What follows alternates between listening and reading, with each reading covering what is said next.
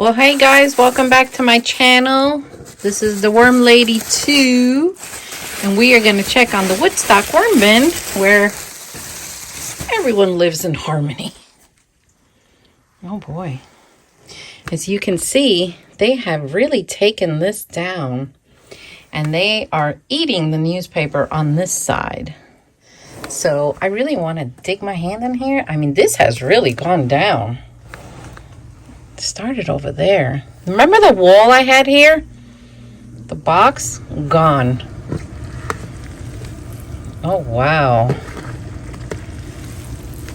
So in here I have European night crawlers, African night crawlers, and red wigglers, all living together. So, oh, I dropped him. So this is an African night crawler. And look at the color. They kind of have this purpley sort of color. This is just paper that I use to dry my hands with water, and sometimes I just throw it in here. Look at them here. Where the bin is very wet, that's when you see like the most action.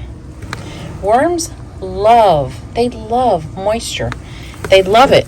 They love it, they love it, they love it. Let's see what's in the corner over here. So I'm going to move this. Wow, this is a nice sized worm right here. Look at that. That's an African night crawler. Doesn't get any prettier than that. So let's move this here. Look at there. That's a red wiggler. And beneath him was the African night crawler. So let's see what they're doing over here, because the goal of this bin was to have them migrate over. But I think they didn't follow the rules. They've just taken over everything. Oh, the mother lode. So this is a European night crawler. So this is where I had the wall. So this is where it seems to have the most action. Look at that. So this is clearly a European night crawler. That is a beautiful worm right there. Look at that. Nice size worm too. Very nice. And look. I don't know if you can see that kind of purpley hue. See it there? That's an African night crawler. So they get this purpley hue to them. So, okay, look. Here we have a European night crawler, and here we have an African night crawler. Now this one is younger than that one. I can tell by the size of it. This is a full-blown adult Euro. But this African night crawler will get much larger than him. So, but they seem to be liking this area right here, like the tunnel here. Wow, that is a nice size worm. So this colony of worms, I'm going to be selling it this summer because there's so many African night crawlers in here. I don't want to keep them through the winter, and I'm not going to ship in the cold because it's just too risky, guys. And I would hate to see something happen to them, like dying because it's cold out. No, I can't do that to them. So this summer, we're going to sell these worms. And I'll let you know because I'll create the listing on my website. And that way they get to a good home before it's freezing outside. Look at them. You see, the European night crawlers, they love this straw. They love it. I always find them intertwined in this straw.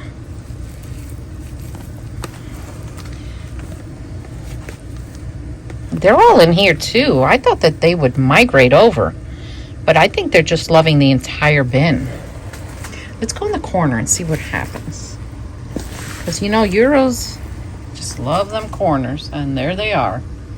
There are the Euros in the corner. Wow.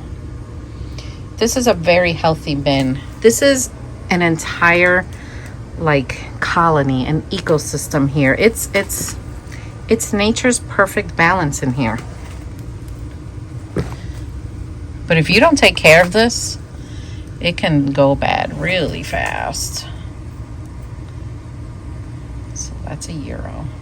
So before anything else, press that subscribe button. I'm trying to reach those 4,000 watch hours. Tell me what you like about the videos. Yeah, there's not so many there. And find my other worm channel, The Garden and Worm Lady, where I do all kinds of stuff too.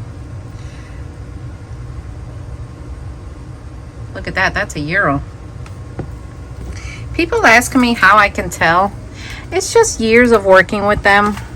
You just kind of get to know them. When you spend so many hours with them, they become familiar to you.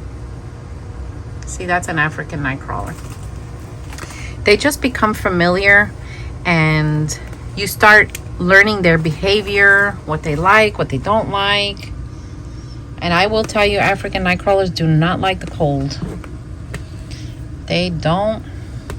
They will perish. If you have blue worms, they don't like the cold either.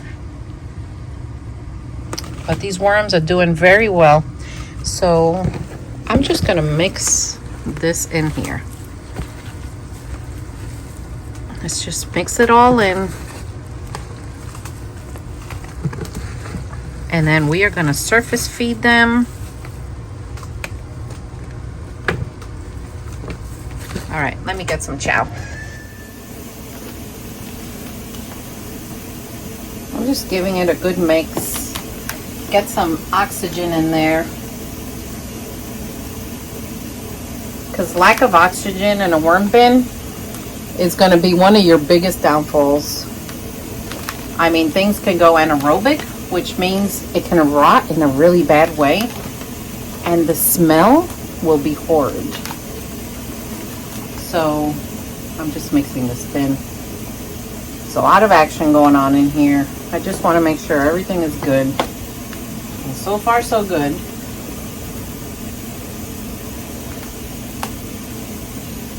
So we're mixing it. And then let's feed them some worm chow on the surface. And that way they'll be nice and happy.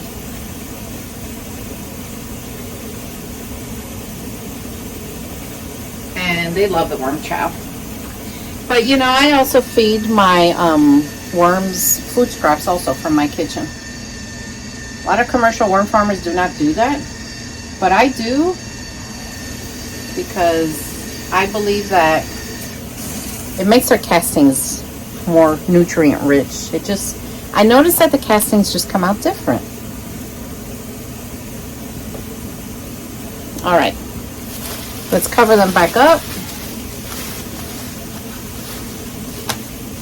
And we'll check on them again soon. Woodstock, everyone's happy.